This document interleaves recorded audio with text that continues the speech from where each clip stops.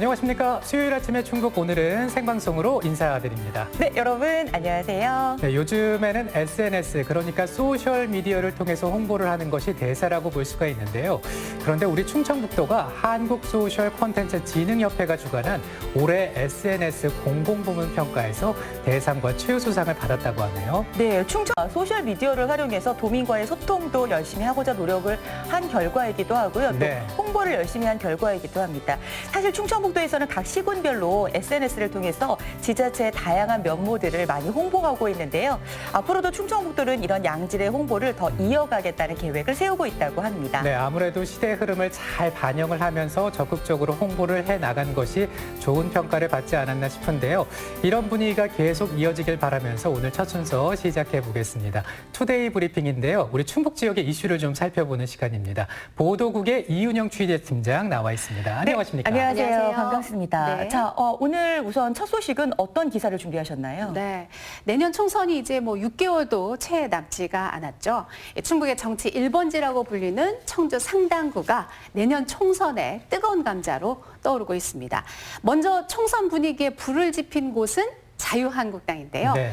내년 총선 주자로 거론되던 윤갑근 전 대구고검장이 지난주 22일이었죠. 자유한국당에 입당 원서를 드디어 냈습니다. 네. 그러면서 아주 공천 경쟁에 불을 당겼습니다. 네, 사실 윤갑근 전 대구고검장 같은 경우에는 총선 출마가 꾸준히 제기되어 온 상황이고, 그런데 이번에 이제 말씀하셨던 것처럼 네. 자유한국당에 입당을 했단 말이죠. 어떤 의미가 있다고 봐야 할까요?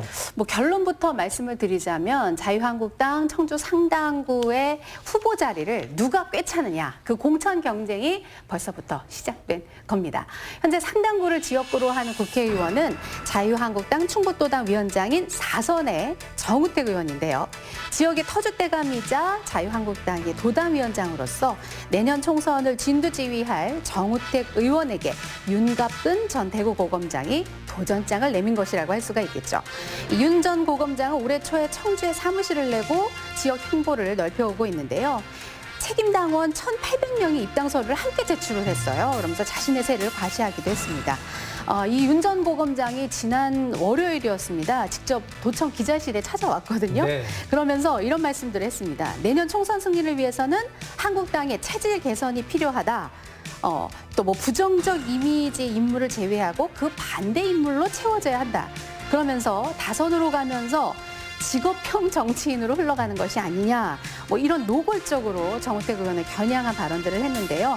그야말로 작심하고 정우택 의원과의 한판 대결을 선언한 네. 셈이라고 할 수가 있겠죠. 네. 사실 청주 상당구 하면 이제 정우택 의원의 텃밭이라고 볼 수 네. 있는 곳인데요. 이곳에 윤 전 고검장이 이제 도전장을 낸 게 그렇죠. 되는 거죠.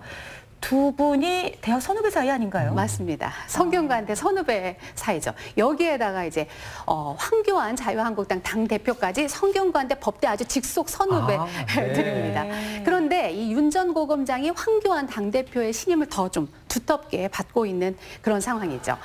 게다가 아직 한나라당의 공천 룰이 확정이 되진 않았죠. 근데 민주당에서 지금 신인들에게 가산점 20%를 주기로 했지 않습니까? 네. 근데 이런 것들이 만약에 한국당에도 그쪽에도 가산점을 주게 된다면은 윤 전 고검장이 경선에서 받는 혜택들이 좀 더 높아진다고 할 수가 있겠죠. 네. 반면에 정우택 의원 역시 4선의 현직 의원에다가 지금 현재 충북도당 위원장까지 맡고 있기 때문에 훨씬 더 공천에는 유리한 그런 입장입니다. 정 의원이 만약에 5선에 성공을 하면은 국회 부의장에 도전하겠다는 의사까지 피력할 정도로 지금 자신감을 보이고 있는 그런 상황인데요. 네. 정 의원 하면은 도지사까지 역임을 했었고요. 또 4선의 의원이기 때문에 인지도가 상당하고 또 현재까지 조직력도 탄탄하다는 그런 평가를 받고 있기 때문에 만약 윤 전 고검장과 정우택 의원 간에 둘 사이의 경선이 이루어진다면은 본선 이상의 열기가 끌어오를 것이다. 이런 전망들이 나오고 있습니다. 네, 사실 그렇다고 본다면 여당 입장에서는 둘 중에 누가 나오든 이 부담이 상당할 것 같습니다. 맞습니다. 네.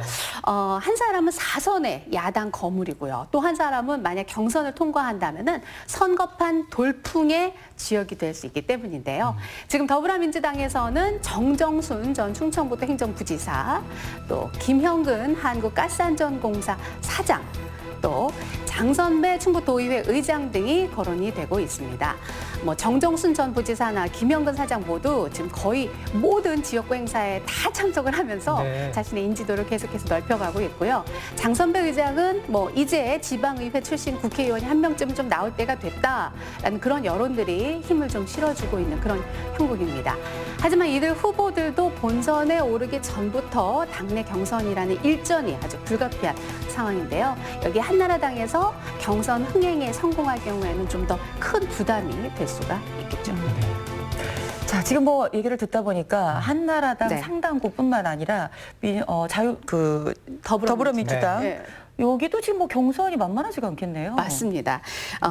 게다가 또 하나의 변수가 있습니다. 바로 도종환 의원의 차출설인데요. 네. 도종환 의원이 현재 이제 흥덕구 의원이시잖아요. 네. 근데 상당구로 출마할 수도 있다라는 얘기입니다.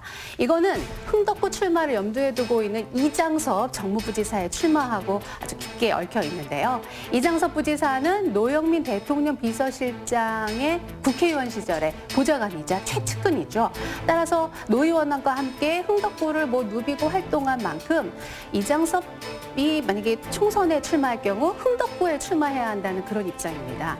이럴 경우에는 도 의원하고 이 정무부지사 간의 맞대결이 불가피한데 당내에서는 경선으로 맞붙지는 않을 것이라는 분석이 지배적입니다.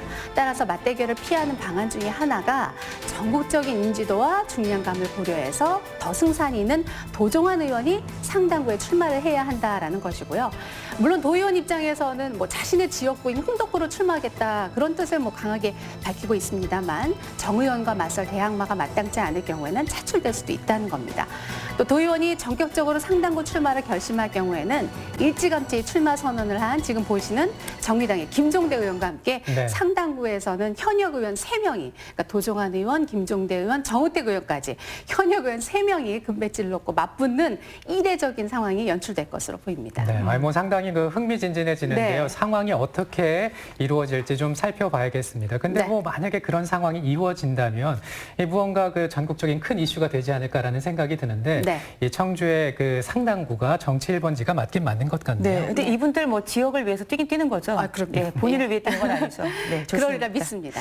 자, 청주 상당구 소식 내년 총선 앞두고 좀 살펴보았습니다. 네. 다음 소식은 어떤 내용 준비하셨습니까? 예, 이번에는 지난주에 벌어진 사건인데요. 청주의 한 사회복지시설에서 80대 치매 노인을 아주 무자비하게 폭행한 그런 사건을 좀 소개해드릴까 네. 합니다. 아니, 저도 이제 화면을 통해서 보았는데 사실 요양시설이라고 한다면 가족들이 여러 가지 이유들로 인해서 보살필 수가 없기 때문에 네. 믿고 맡기는 곳이잖아요. 그러니까요. 그럼 시설이라는 곳이 사실은 더 각별한 그 보호 조치를 취해야 되는데 네. 왜 이런 상황이 발생을 한 거죠? 예, 많은 분들께서 참 너무 가슴 아파하셨던 네. 그런 사건인데 먼저 영상을 좀 보시면서 설명을 좀 드리겠습니다. 네, 어떤 남성이 지금 어르신과 말다툼을 벌이는데요. 갑자기 이 몽둥이를 든 여성이 나타나서 어르신의 허벅지 부위를 마구 때리기 근데 시작합니다. 이 장면이 평소에도 혹시 이런 일이 있는 건 아닌가라는 그럴 수 의심하게 있다는 의심이 하거든요. 드는 부분이죠. 어르신과 말다툼을 벌이던 남성이 놀라서 여성을 말립니다만 여성의 무자비한 폭행은 계속되는데요. 심지어 얼굴 부분까지 폭행이 이어집니다. 어르신이 얼굴에 피가 난다면서 막 고통을 호소해 보지만 아랑곳하지 않는 모습도 보이는데요. 이후에도 분이 안 풀렸는지 어르신에 대한 폭행은 이어집니다. 지금 보시는 이 영상 속의 어르신은 사회복지시설에서 요양치료를 받고 있는 85세 치매 환자입니다. 이 환자와 말다툼을 벌이던 남성은 바로 이 시설의 시설장이자 바로 목사입니다. 이 폭행하는 여성은 그의 아내이자 간호조무사고요. 네. 이게 말이 좀 안 되는 것 같아서. 그렇습니다. 네. 일단은 뭐 그 환자를 돌보는 간호조무사가 이제 폭행을 했다라는 건데 일단 그 지금 폭행 정도 영상 보니까 굉장히 심각하고요. 그 어르신의 상태가 어떤지 네. 걱정이 되네요. 뭐 영상에서도 보셨습니다만 네. 폭행의 정도가 워낙 심해서 굉장히 많은 피해를 입은 상황입니다. 뭐 허벅지에서부터 얼굴까지 사정없이 이 몽둥이라고 아이고. 표현을 했는데 네. 안마봉 아시죠? 네. 이렇게 두들긴 안마봉으로 폭행을 휘두른 건데 환자 상태가 굉장히 심각합니다. 현재 환자는 폭행으로 온몸에 피멍이 들고 머리를 9바늘이나 꿰매는 중상을 입었습니다. 지금 어르신의 연세가 85세나 되기 때문에 병원에서는 찢어진 부분이 괴사를 하거나 또 2차 감염 가능성이 있다는 진단을 내리기도 했는데요.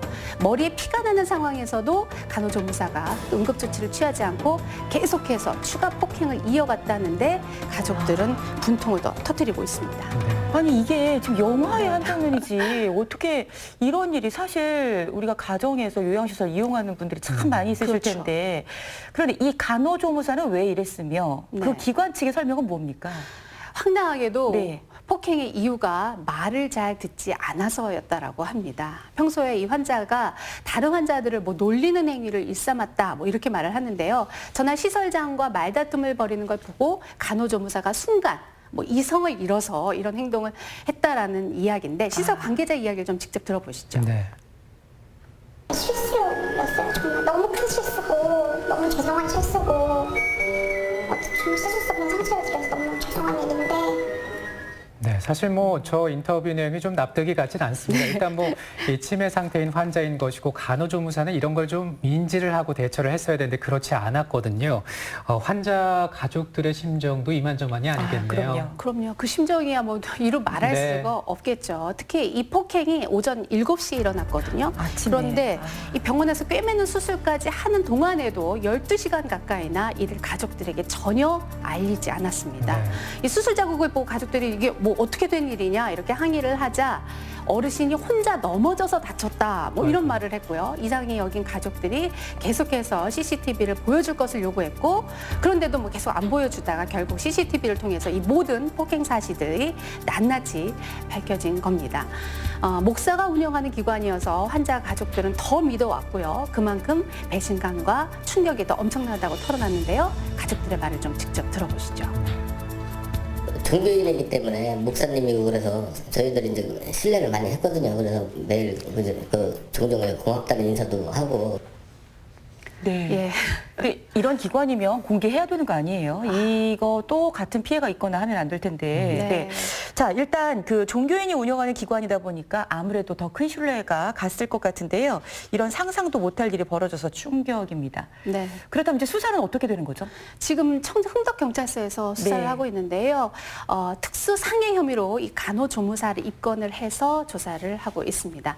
아까 말씀하신 것처럼 이 요양기관에서 또 다른 폭력이 있지 않았을까 그러니까요. 해서 추가 폭행 여부도 지금 CCTV 전수조사를 통해서 조사를 좀 하고 있습니다. 네, 뭐 예. 그야말로 있어서는 안 되는 일이 벌어졌고요. 그럼요. 예. 다시는 또 이런 일이 있어서는 안 되겠습니다. 좀 네. 철저한 진상 조사가 이루어져서 피해자와 가족들의 상처를 좀 보듬어 줄 수 있기를 기대해 보고요.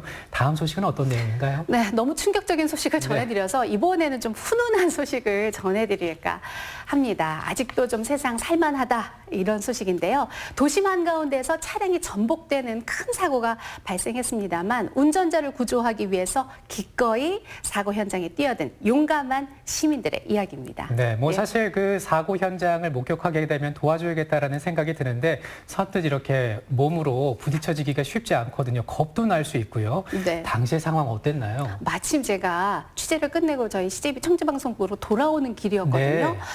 저희 방송국이 약 500m 전에 이 사거리에서 승용차가 파란불 신호를 받고 직진을 하고 있는 중에 지금 보는 것처럼 우회전하던 승용차하고 부딪히면서 이 승용차가 전복이 됐고요. 뒤따라오던 SUV가 멈추지 못하고 피해 차량을 2차 추돌하는 3중 추돌 사고가 발생됐습니다. 이 사고로 지금 이것처럼 피해 차량이 아이고. 크게 부서졌고요. 또 제 앞에서 바로 전복되는 그런 사고가 있었습니다. 네. 바로 그 순간이었는데요. 이렇게 도로 한가운데로 시민들이 막 뛰어나오기 시작합니다.